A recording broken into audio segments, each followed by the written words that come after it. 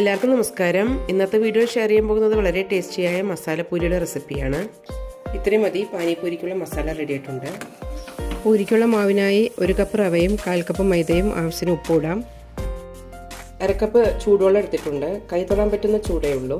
ഇത് കുറേശ്ശെ ഒഴിച്ച് കുഴച്ചെടുക്കാം. നല്ല ടൈറ്റായ മാവായിരിക്കണം.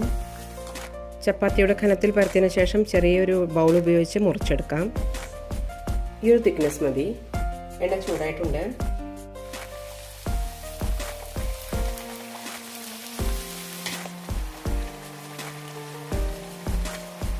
ഇതുപോലെ ചെറുതായി ഗോൾഡൻ ആകുമ്പോൾ എടുക്കാം.